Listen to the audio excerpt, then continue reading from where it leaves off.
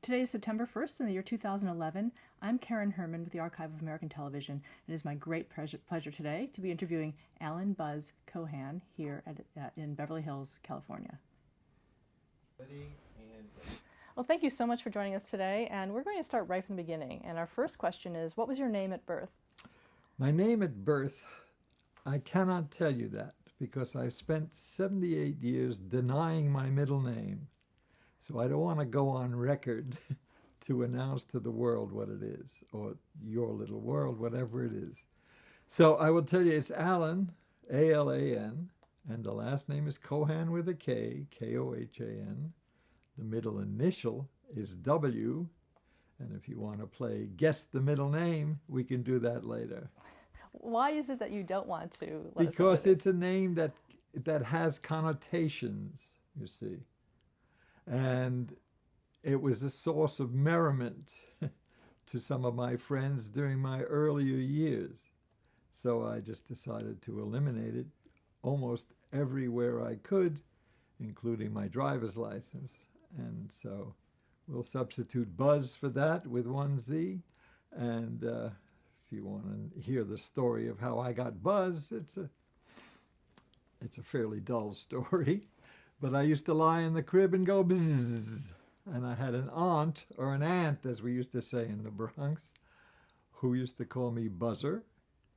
And that kind of stuck in the family. And then it became Buzzy, which was shortened to Buzz with two Z's. And finally, we got it down to the bare minimum, B-U-Z, Buzz. And that's been my professional name ever since I was a professional. I did have, you can almost tell where people know me from by how they refer to me. If they call me Alan, it's probably in the Army, where you weren't, there were no buzzes in the Army. You had a serial number and a name. And so if someone says Alan, I know him from the Army. Otherwise, anywhere professionally or from the neighborhood, it was Buzz, and still is. When were you born? When was I born? On the 9th of August, 1933. I know he doesn't look it, but that's what he is. And where were you born? The Bronx, New York. That's where you grew up? Grew up in the Bronx, absolutely. Yep. And tell me a little about your parents, their names and what they did. My parents were May and Charles Kohan.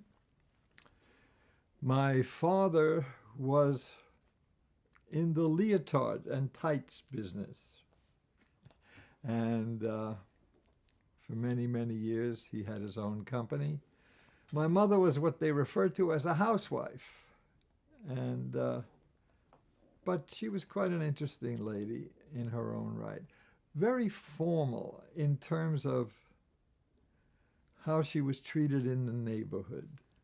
My mother never wore pants, never owned a pair of slacks, always wore a dress. That's indicative of something. They both grew up, they knew each other from childhood, literally, from the Lower East Side in New York and Manhattan. And they grew up together in the neighborhood, and they belonged to what they used to call a settlement house. And that was where rich kids from Upper Manhattan used to come down to the Lower East Side and give these kids the benefit of an education that they wouldn't have gotten anywhere else. And a lot of it just rubbed off on them about how to behave and how to eat and what fork to use and how to greet people and manners and all that stuff. And it made a very strong impression on my mother because till the day she died, she was always Mrs. Kohan in the neighborhood, and even everybody else was by their first name, and she would call other people by their formal name. And yet she was a very warm and loving and caring woman, and you would never get that impression of the background if you didn't really know her or took the time to find out. And I adored her, and she's had a wonderful sense of humor. And probably that's where I got it from. What other traits do you think you inherited from your parents? My father had always had a love of theater. He loved performing. He never did have a chance to perform, but he always loved it. And he used to, when my father was still a young man, he was born in 1902, and it was during the Second World War when everybody was off fighting somewhere. He was actually the director of a summer camp at the age of 17, and that was very important to him. And belonging to the settlement house down on the Lower East Side, these where those famous people came from, the Gershwins and Irving Berlin and all that. Well, that was the area where he grew up.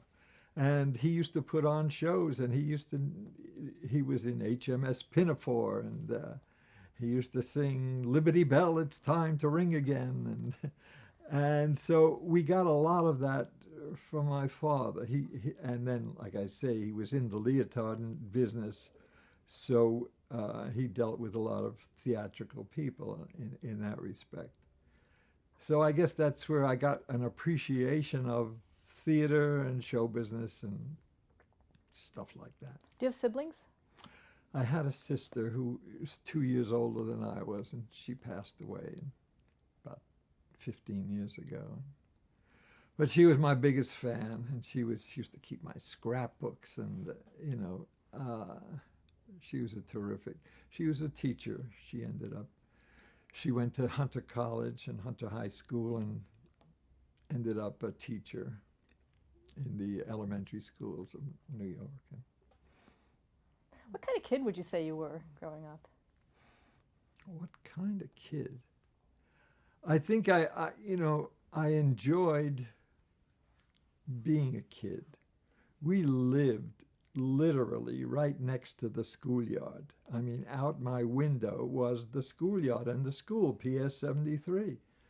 And so we would always go out and play in the schoolyard, and we had, if we had to, we'd climb over the chain link fence.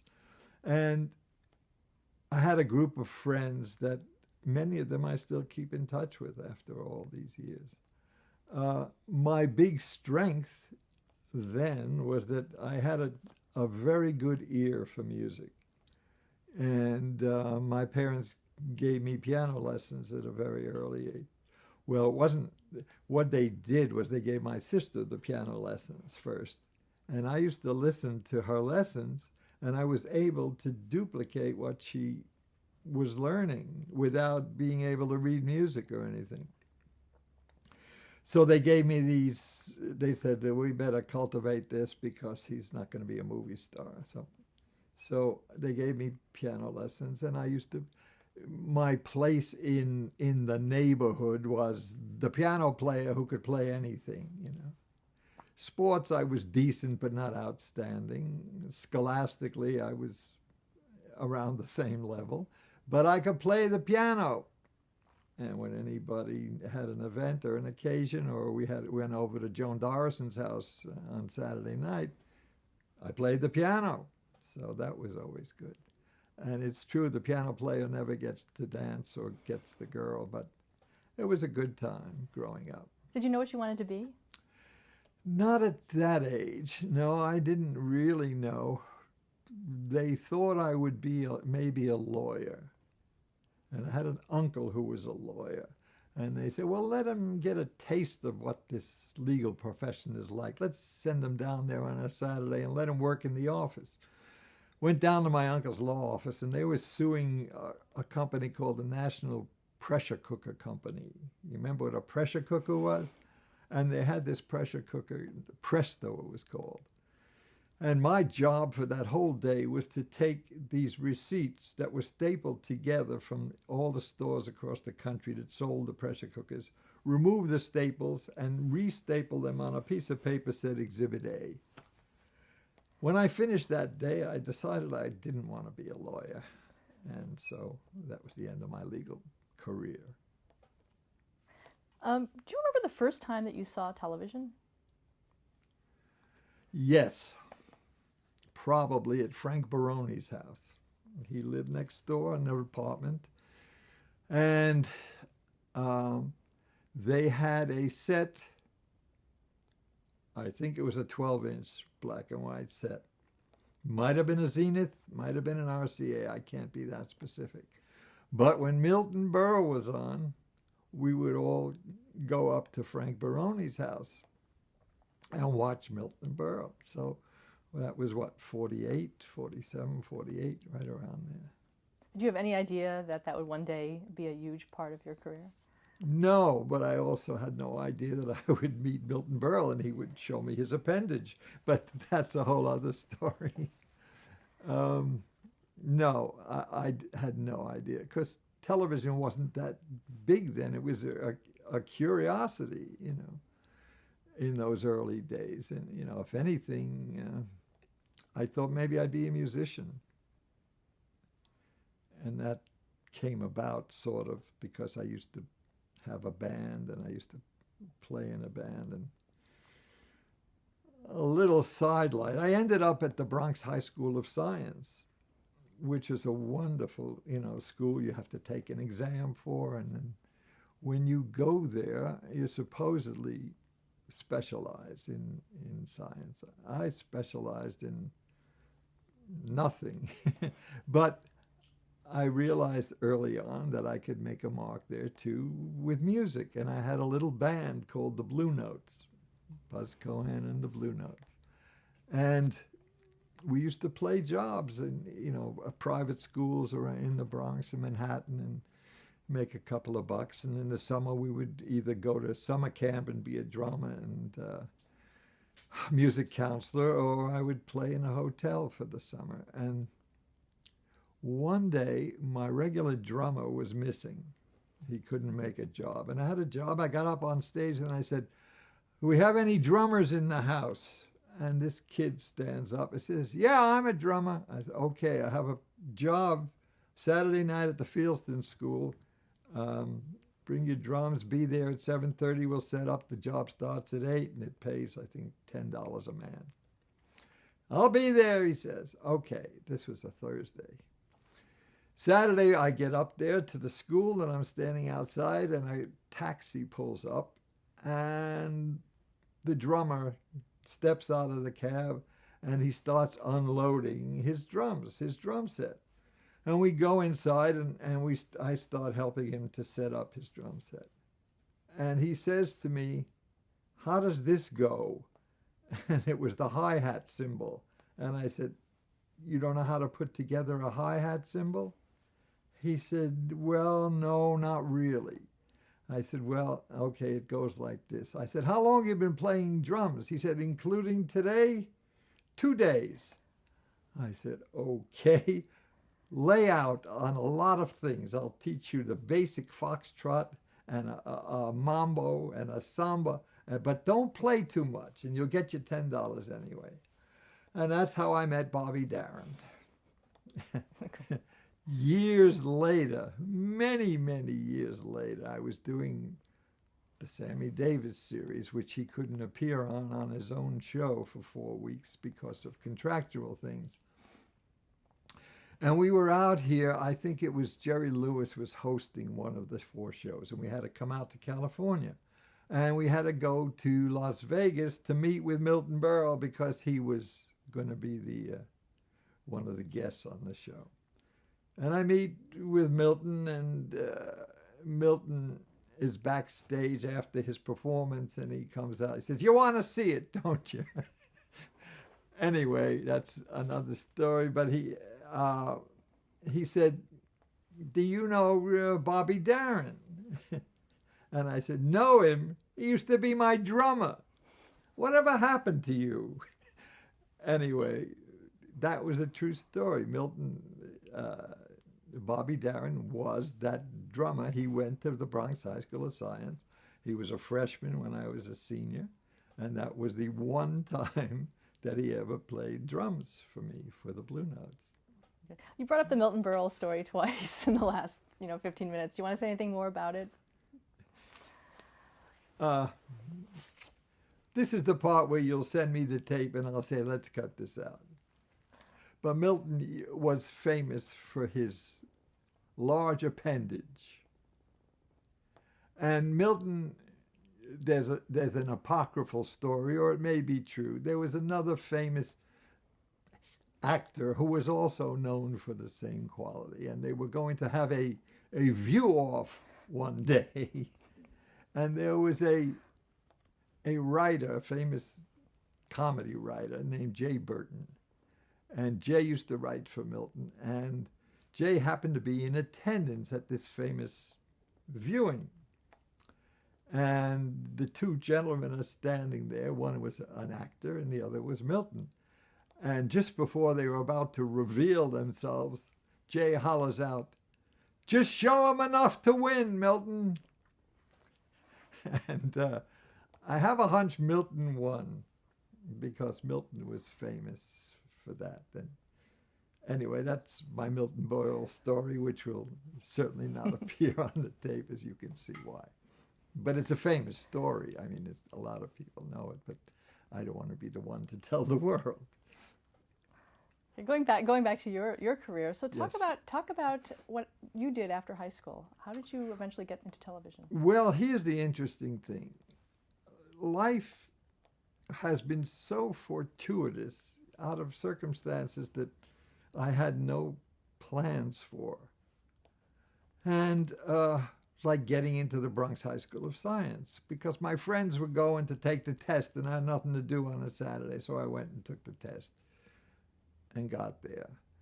While I was there, I knew I didn't want to be a scientist, but I got very interested in the music department. I sang in the chorus, and there was a lovely lady who led the chorus named Alice Lawner. And when I was like a junior, she said, "You know, you really ought to consider music as a career. Where are you going to go to college?" I said, "Gee, I really don't know. I have no idea." So she said, "There's a wonderful school up in Rochester, New York, called the Eastman School of Music. You really ought to consider that." Now, my skills were basically confined to playing the piano, popular music, jazz, playing by ear. I did not read music very well. I didn't even know how to write it down at that point. But I had done a piece for a Memorial Day assembly called "What Shall It Be?" And it was a piece that it was for piano, which I played, a trumpet player, a timpani player, and a narrator. And it was all about war and the evils of war and the wonders of peace. And fortunately, someone had recorded it on a disc, you know, those old discs where the hair would come off as it would cut the disc. And so they gave me a copy of it, and I had that. And then I applied to the Eastman School of Music. And when I got the application, it said, "Please come for an audition or send us a recording." I applied as a composition major. And I sent that recording up there, and another little piano piece that I had written, that I had played. And like I say, I didn't even know how to write it down. I was so musically ignorant. And there was a huge shortage of composition majors that year. And so I get a letter, "You're accepted in the September 1951 class, Eastman School of Music, composition major."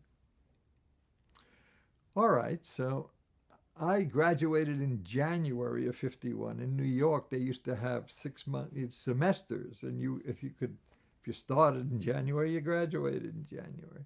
So I had like 6 months in there to kill before I could go to up to Eastman. I went to CCNY for 6 months and just wasted 6 months.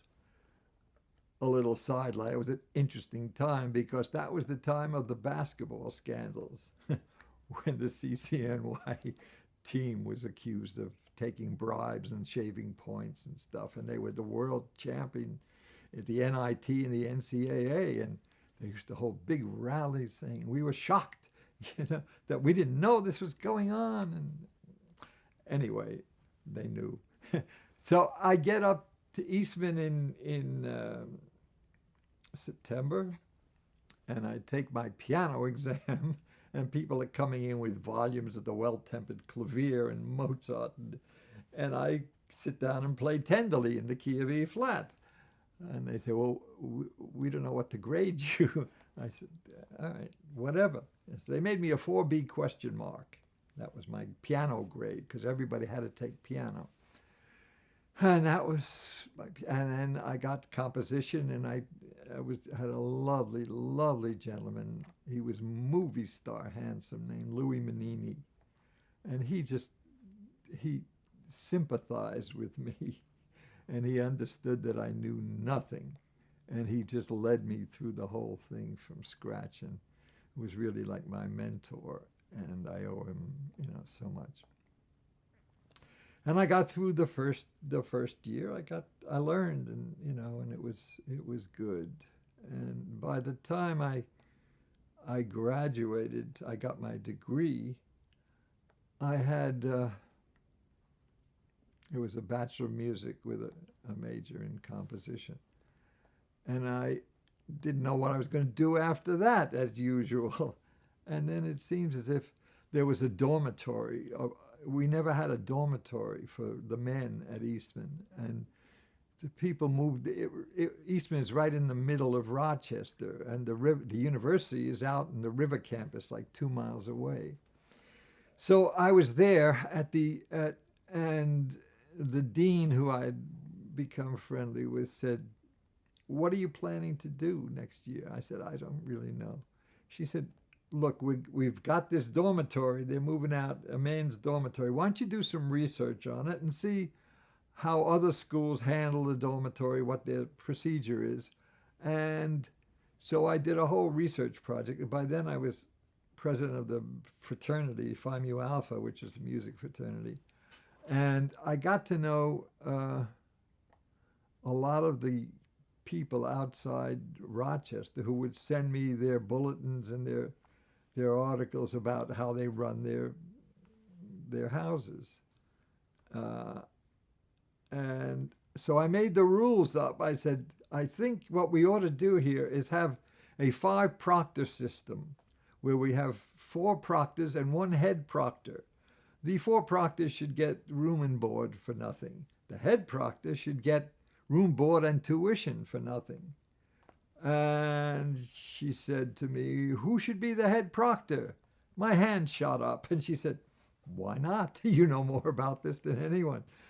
I became the head proctor, and I got a fellowship to work on my master's degree the following year.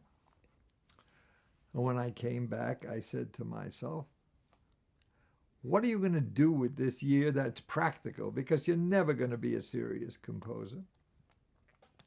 I said, why don't I write a review? I'll write something that's practical. I have a 25-piece orchestra here with the fraternity I can use.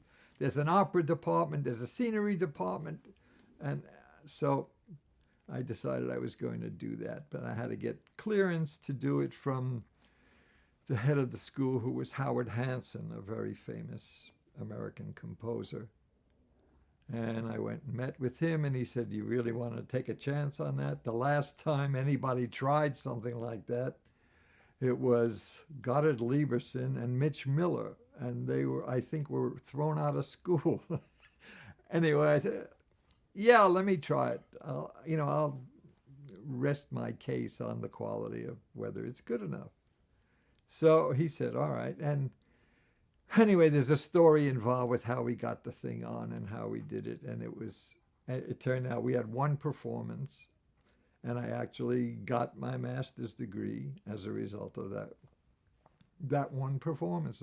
It was a show I did called Once Over Lightly, where every scene had something to do with a different kind of light.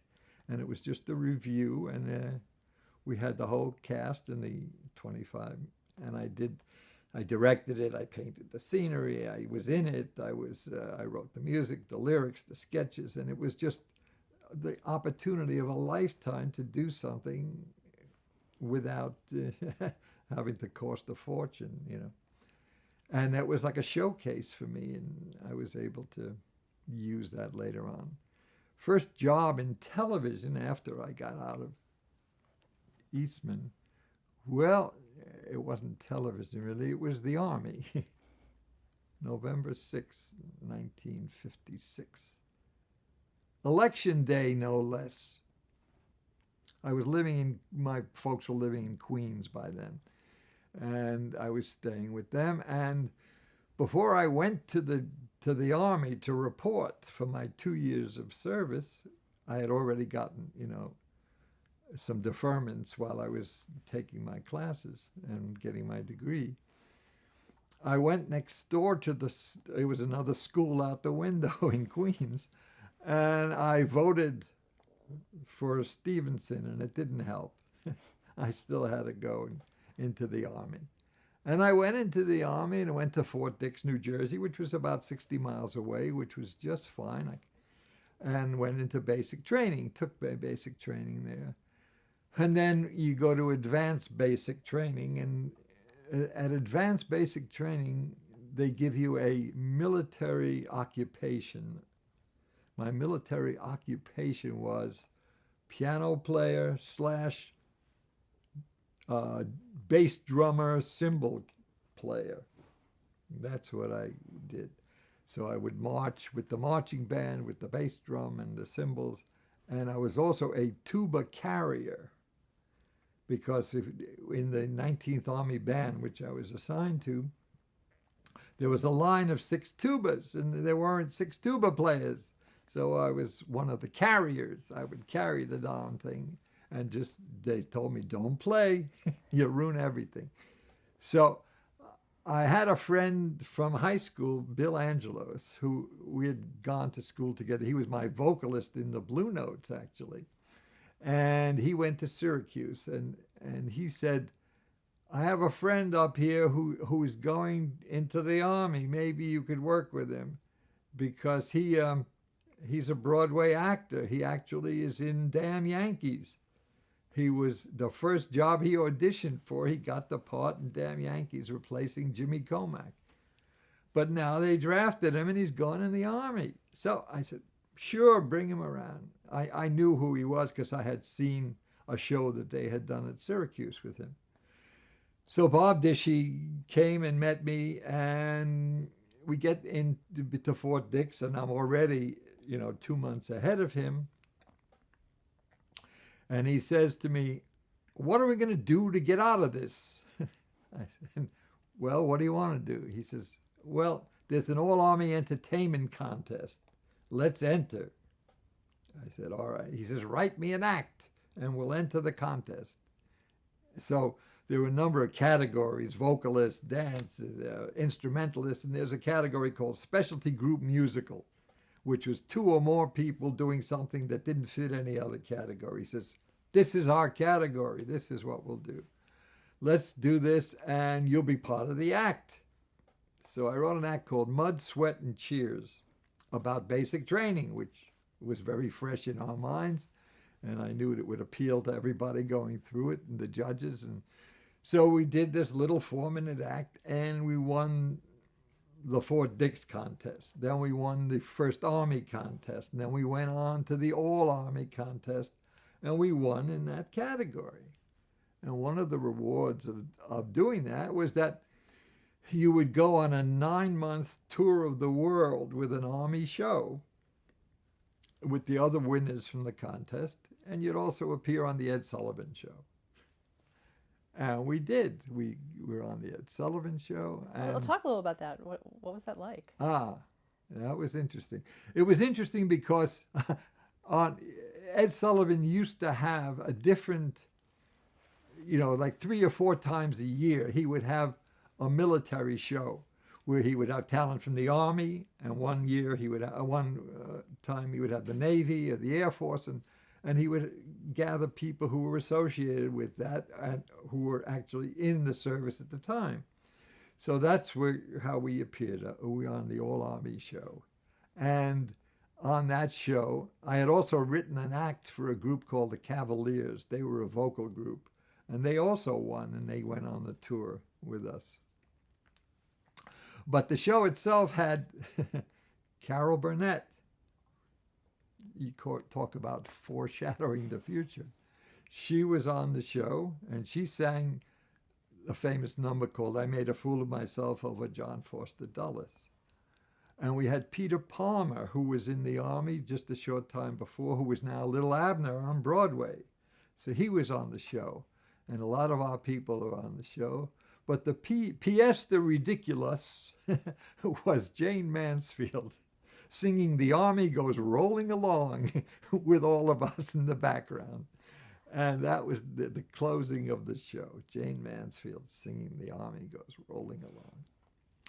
Anyway, a little fascinating sidelight, which I tell you, just at that time, because Dishy was on Broadway and he knew a lot of the people, right next door to the Ed Sullivan Theater, they were holding what's called a gypsy run-through of a new show, a brand new show before it went to Philadelphia. And we had the afternoon off, and Dishy knew the people, and he said, come on, we're going to watch this thing. We'll go here and we'll watch a brand new show. And we went to the theater, I think it was the Hellinger, and we went in there and sat and watched the performance, the gypsy run-through on a bare stage with just a piano player and a drummer of West Side Story, which, if anything, is going to knock you out and say, I'm in the wrong business. I better find another profession. It was so exciting, so thrilling, so avant-garde and exciting. And it was all the things that I dreamt of doing. And so that was the day before we were on the Ed Sullivan Show, and we actually saw the run-through of West Side Story. Anything else you'd like to know? Okay, so once you were discharged from the Army, yes. What was your next move? Once I was discharged from the Army, I went to do a couple of things. I had to meet with some people who were looking for either accompanists or vocal coaches or playing jobs. And I knew a bunch of people in New York who were kind of peripherally working around the area. And I got a job on a morning show, an NBC local morning show called The Hi Mom Show. Now, The Hi Mom Show was famous for a couple of things in retrospect. At the time, it was the show that Shari Lewis and Lamb Chop did, and Charlie Horse. And a friend of mine was writing the show at the time, and he was also a piano player. And he worked for Shari, and Shari was about to leave. And it was a 1-hour show, 5 mornings a week, and it had a nurse, Nurse Jane, giving health advice. It had a cook named Josie the cook, and Shari would do the interviews and stuff. We had guests all the time. And so I auditioned and I got the job to be the piano player, the writer, the lyricist, the composer, the whatever it took. 5 mornings a week, 1 hour a day. And I was clearing $190. Yes, I was.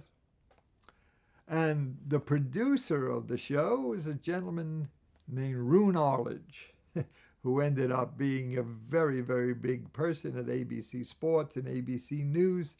And many years later, I had the privilege of inducting him into the TV Hall of Fame. I wrote like 5 or 6 of those. And when he got in, I did his tribute. What was he like in those early years? He was redheaded, he was excitable, he was exciting, and he was enthusiastic about anything that was going on. I mean, he had graduated Columbia, and he was working his way up in the business. He was married at the time. And just a very supportive guy. He was very supportive to me. And, I forgot to tell you, I was working with a duck. It was a duck named Webster Webfoot. And it was a fellow named Jimmy Weldon, and he used to work out here in California. They found him, brought him to New York. and put him on the show 5 mornings a week with his duck. And the duck was like, had a Donald Duck voice, so you could hardly understand him anyway. But the duck was served like that was his lamb chop. And we got along fine. We did that about a year and a half of that. And Jimmy's still alive, and he just contacted a friend of mine recently. He's living out here somewhere. But so that was my experience in television, my first experience really with television.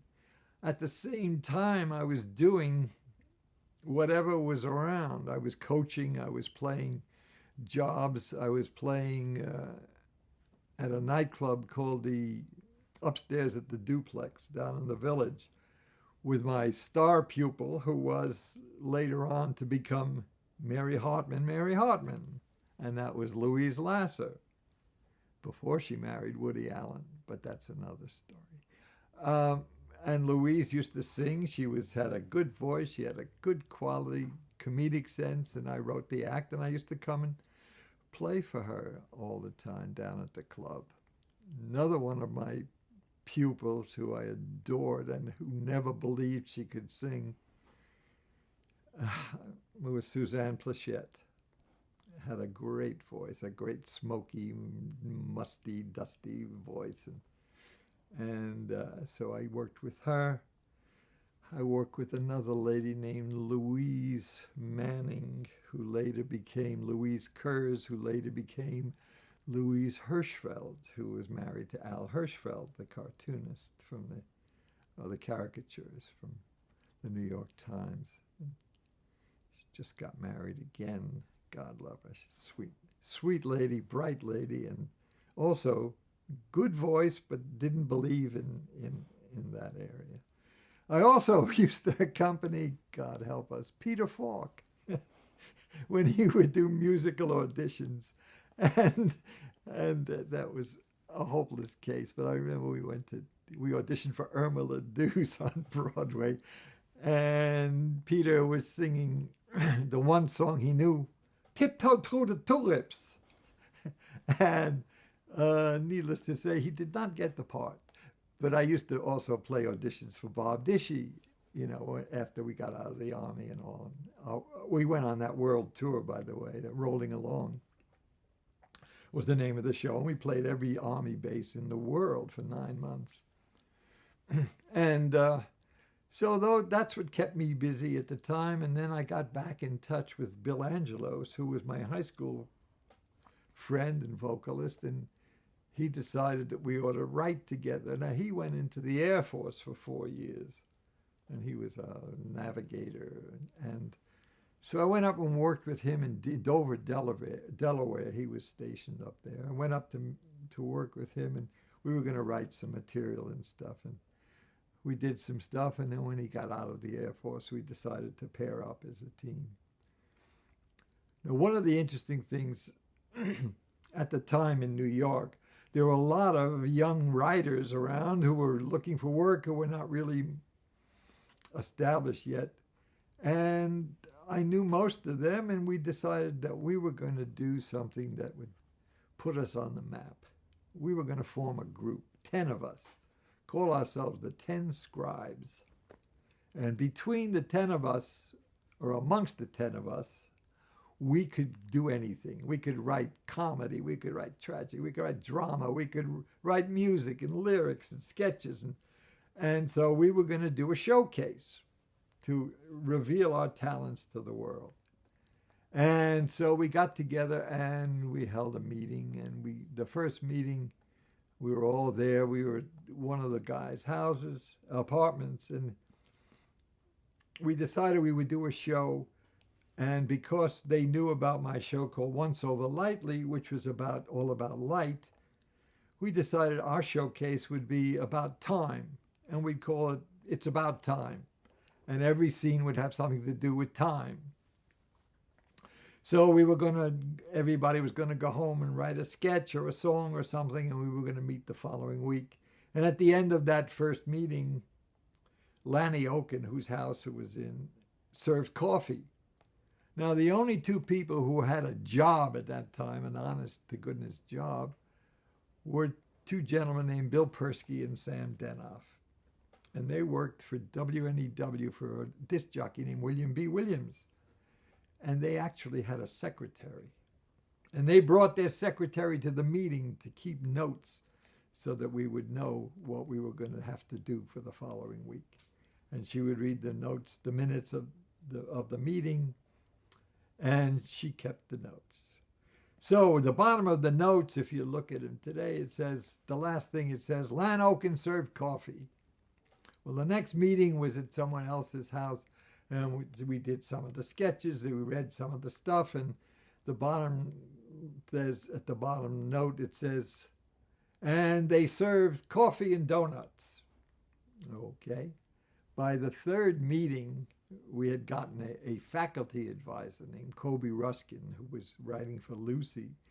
And he had put us together. And the last note on that one, it said, they served soft drinks, coffee, donuts, and pretzels. And they also, before that, they told us, what the sketches were. And the fourth meeting was at Jacques Urban's house. Jacques was a composer. He also does a lot of soap operas in New York. And he was living with his mother on Central Park West, I think. And we had the meeting at his house, and his mother made a 3-course meal, which we all sat down to before the meeting. And when you see the last note, what she served at the 3-course meal, we realized nobody could follow it. And the group broke up. That was our last meeting. But I should tell you who was in the group. There was Persky and Denoff, Bill Persky and Sam Denoff. There was Saul Turtletaub and Lenny Koropkin. Saul Turtletaub later produced a number of shows. One of his sons is a big director, John Turtletaub. He was Stan Taylor at the time, and Lenny Koropkin was Lenny Corbett, but Saul's wife made him change back to Turtletaub. There was Gary Marshall and Freddie Freeman. They were a team at the time. That Gary Marshall, yes. And there was Lan Oaken, who wrote for Shari and did a lot of shows later on. Jacques Urbant, who did the soap operas. Bill Angelos, my partner, and myself. And that was the 10 scribes. If we had the combined income of the 10 scribes today, I would not only be not sitting here talking to you, but I would own the Television Academy and a couple of networks. But it was a wonderful, rich experience, and I still have some of those terrible sketches that were written that we never quite got around to producing. So how did you get into the business? Do you have an agent? How did you start? Got an agent. We got an agent with. We got in William Morris, actually. There was an older gentleman in New York called Harry Kalsheim, and Harry handled a lot of very big name stars, including Sammy Davis. And so we met with Harry Kalsheim. We played some stuff for him, and he said, yeah, I'd like to sign you to the agency, and if you don't mind, I'll assign you one of our agents, and that was a gentleman named Bernie Seligman. So that was Billy and I signed with the Morris agency, and that was our first agent, and we stayed with him for a number of years. Early on, too, you did some work with animation. Yes, one of the earliest jobs we had was for a gentleman named Al Brodax, and he owned the rights to a number of cartoon characters, such as Beetle Bailey and Snuffy Smith, and I think Felix the Cat. And they used to do these little 5-minute animated cartoons for morning shows for children's television. And Billy and I wrote a number of those, and we got paid the handsome sum of $250 as a buyout. And they played, my grandchildren see them. and I get what is called in the vernacular bupkis for they're still playing.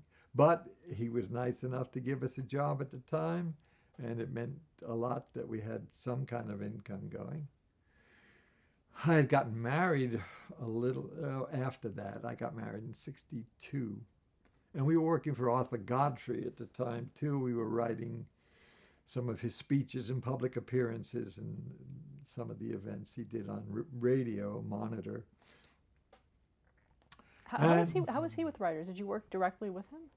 Yeah, we worked directly with him. He would, a number of people like Arthur, who was a real pioneer and, had this wonderful devil-may-care attitude about, I'm going to say what I want and let the sponsor worry, let the network worry. And he used to get into trouble at times.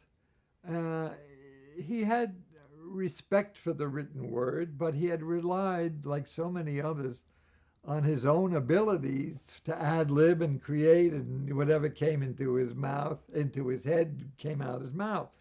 So it was not that easy to sell him on stuff. He didn't want to bother to learn anything, but he was very generous to us, and he even announced the birth of my children, my boys, on his radio show. We had twin boys. They were born in 1964. And on the radio show that morning when they were born, April 16th, he got on the air and he said to Tony Marvin, who was the announcer, he says, Tony, did you hear Buzz's wife just lost 40 pounds? And Tony said, really? How did she do that? And he said, she had twin boys, Jonathan and David. And so they were announced to the world on the Arthur Godfrey show. And also in Luella Parsons' column. My goodness, what a start, huh? They had to end up in show business. So that was the beginning of our career, the animation, the Arthur Godfrey. It was like, take anything that's going on and do it.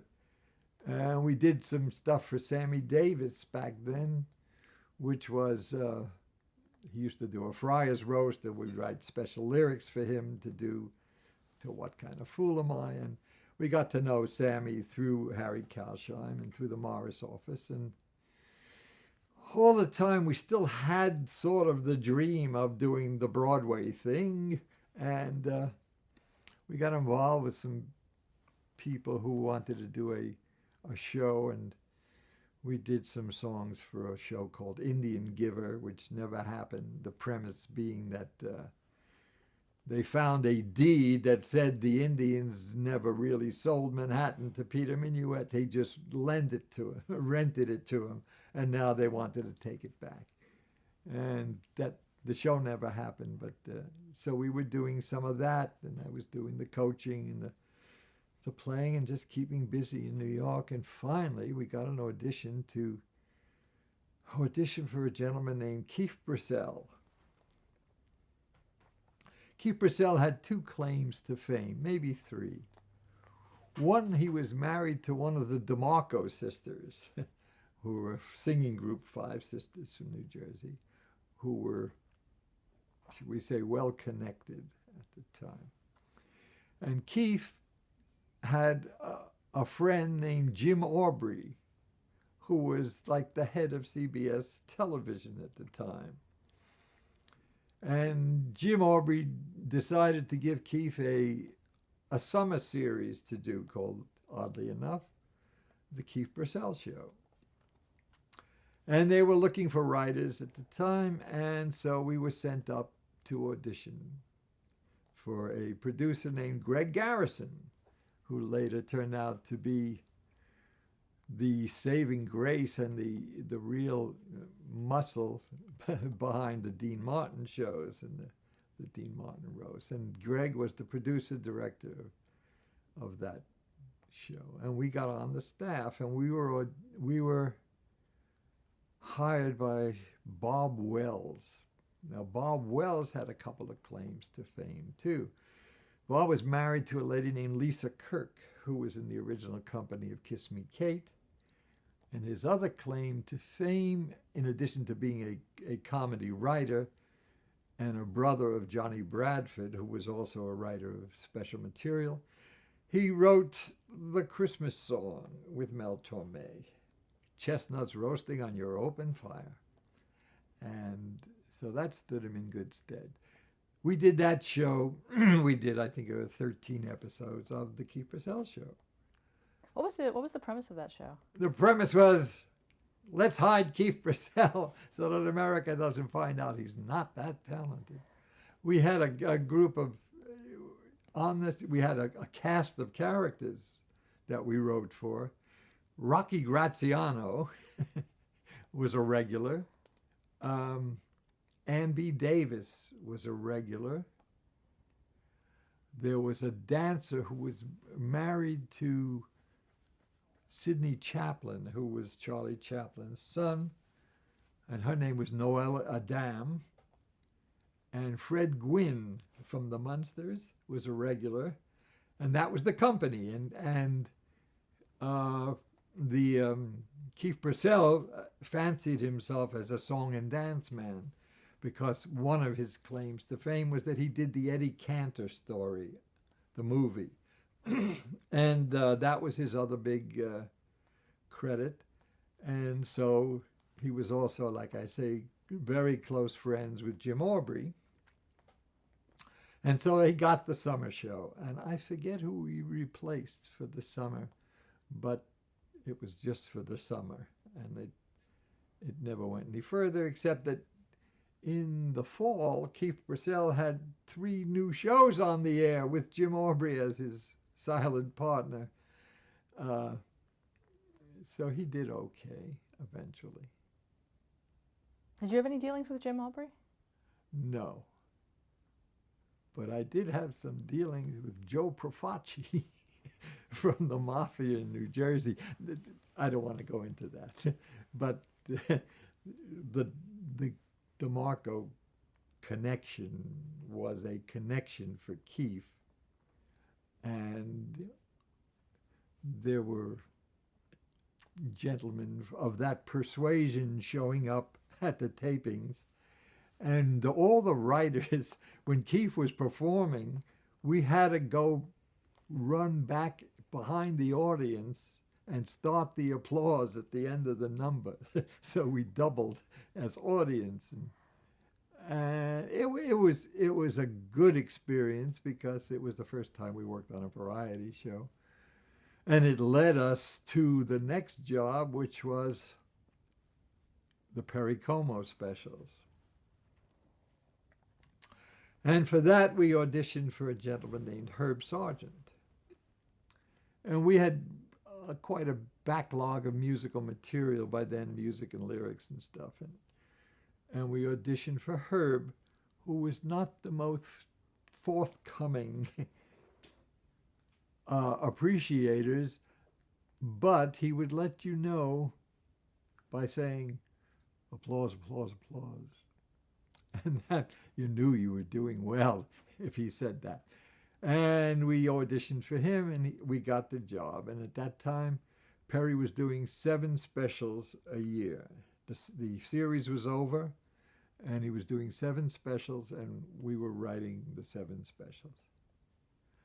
And at the same time, we had gotten back in touch with Sammy Davis, and we did a couple of specials for Sammy, one with children and one with Frank Sinatra. Well, I guess that was with children too. No, that's right. I first met Mr. Sinatra, whom I ended up working with much later. But going back to Perry Como, talk a Yeah. little bit about that experience. What made you the right writers for that show? Well, Perry was a very interesting man in that he counted himself blessed to be in a position from being a barber in Canonsburg and going on the road with Ted Weems and his band and moving along long, finding the right recordings and the right people.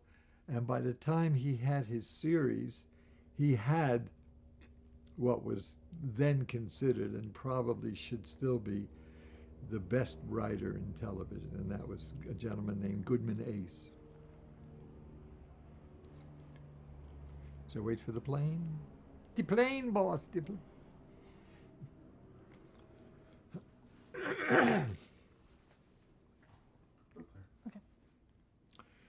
Now, Goodman Ace was half of a team called Easy Aces. Goodman and Jane Ace had a famous radio show, and Goodman Ace was the writer for that. And he also wrote a thing called The Big Show with Tallulah Bankhead, and he wrote for Danny Kaye. And he wrote for magazines, and he was just a wonderful, wonderful, droll and delightful man who, after the first year, when Herb Sargent did not come back, Goody came back to work with Perry, and he kept us on, and so we were the kids, and he even got us into the Friars Club, and we used to work very decent hours. We'd start at 11 and break for lunch at 1, and then we'd come back and work an hour. And he said, "That's enough for today." But it wasn't a hard job because it was once a month. It was not a weekly or a daily show.